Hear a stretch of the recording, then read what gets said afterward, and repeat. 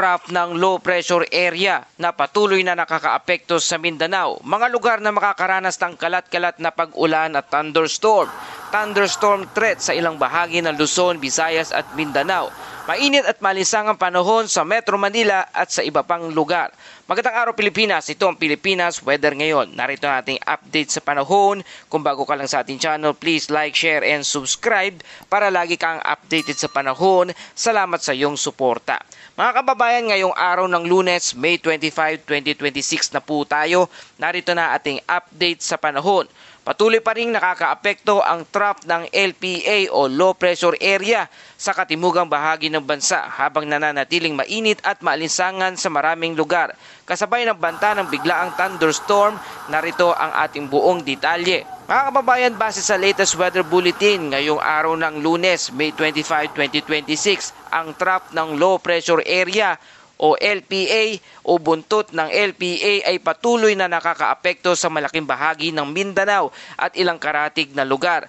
Bagamat wala ng direktang bagyo sa bansa, ang trough o extension ng low pressure area o LPA ay nagdadala pa rin ng moisture at instability sa atmosphere na siyang nagiging dahilan ng pag-ulan at thunderstorm. Sa lugar ng Mindanao, Palawan, Eastern Samar at Southern Leyte, makakaranas ng cloudy skies with scattered rain and thunderstorm. Dulot ito ng trough ng low pressure area o extension ng LPA. Posibleng epekto nito ay moderate to at times heavy rain at flash flood, landslide lalo na sa mountainous areas at localized flooding sa mga mabababang lugar. Mga kababayan, sa lugar ng Davao Region, Caraga, Northern Mindanao, BARMM, Zamboanga Peninsula, Palawan, Eastern Samar at Southern Leyte. Pinapayuhan ang lahat mga kababayan natin na maging alerto lalo na kung may thunderstorm activity sa inyong lugar.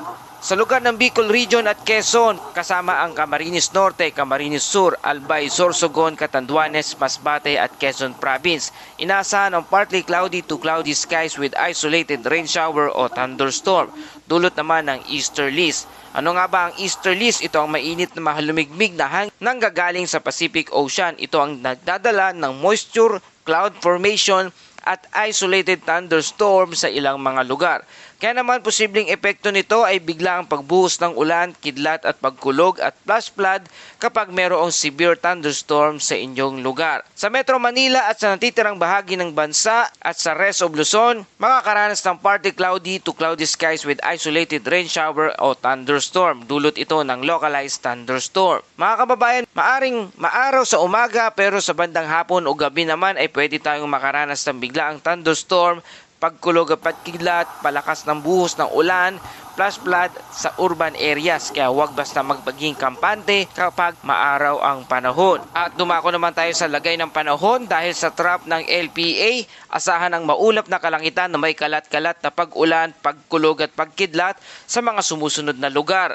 Sa buong Mindanao, Palawan, Eastern Samar at Southern Leyte. Dahil sa mga pag-ulan, posible ang biglaang pagbaha at pagguho ng lupa, lalo na kung magkakaroon ng katamtaman hanggang minsan ay malalakas na pagbuhos ng ulan. Dahil naman sa easterlies o mainit na hangin mula sa karagatan, magiging bahagyang maulap hanggang maulap ang kalangitan na may pulupulong pag-ambon o thunderstorm sa buong Bicol Region at Quezon Province. At posible rin dito ang flash flood o landslide kapag nagkaroon ng malalakas na thunderstorm.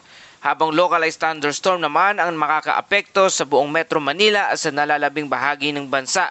Asahan ang mainit na panahon sa maghapon, ngunit posible ang biglaang pag-ulan, pagkidlat at pagkulog sa bandang hapon o gabi.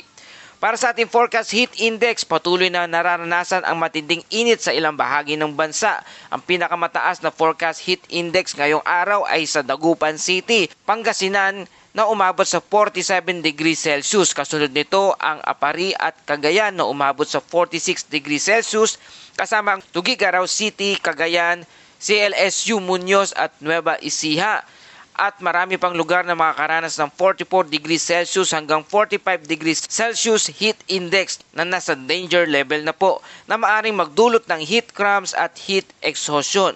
Sa lagay ng hangin at karagatan sa Visayas at Mindanao at Palawan, ang lakas ng hangin ay light to moderate winds o mahina hanggang sa katamtaman na may direksyong hangin from northeast hanggang northwest o hilagang silangan hanggang sa hilagang kanluran. Ang taas ng alon ay umaabot sa 0.6 hanggang 1.5 metro ang taas, bahagya hanggang katamtaman ang pag-alon sa karagatan. Sa Northern Luzon, ang lakas ng hangin ay light to moderate winds o mahina hanggang sa katamtaman na may direksyong hangin from southeast hanggang south o timog silangan hanggang sa timog. Ang taas ng alon ay umaabot sa 0.6 hanggang 1.5 metro ang taas, bahagya hanggang sa katamtamang pag-alon ng karagatan.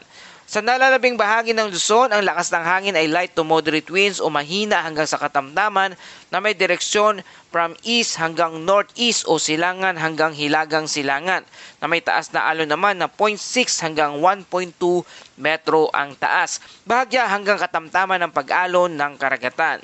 Sa ating astronomical information sa Metro Manila, ang araw ay sisikat mamayang alas 5:27 ng umaga at lulubog naman ito bandang alas 6:19 ng gabi.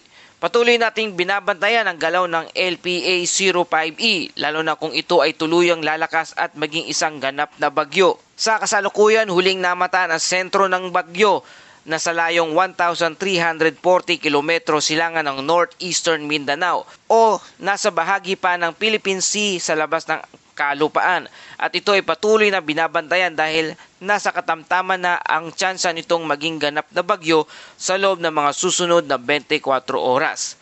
Bagamat malayo pa ito sa kalupaan ng Pilipinas, ang trough o buntot ng LPA o low pressure area number 05E ay siyang direktang nakakaapekto ngayon sa ilang bahagi ng ating bansa, lalo na partikular dito sa bandang Mindanao. Kaya patuloy tayong nagpapaalala sa ating mga kababayan sa ating safety reminders, magdala lagi ng payong kahit maaraw, uminom ng maraming tubig sa matinding init, iwasan ang pagbababad sa araw lalo na sa tanghali, at huwag tumayo sa ilalim ng puno kapag mayroong kidlat, at maghanda sa posibleng flooding at thunderstorm prone areas. At sa ating mga kababayang motorista, mag-ingat sa madulas na kalsada.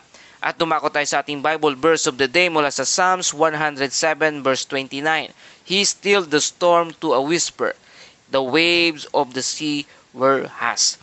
Mga kababayan, may mga unos sa kalangitan at meron ding unos sa buhay. Pero paalala ng Diyos, siya ang may kapangyarihan pahupain ang bagyo.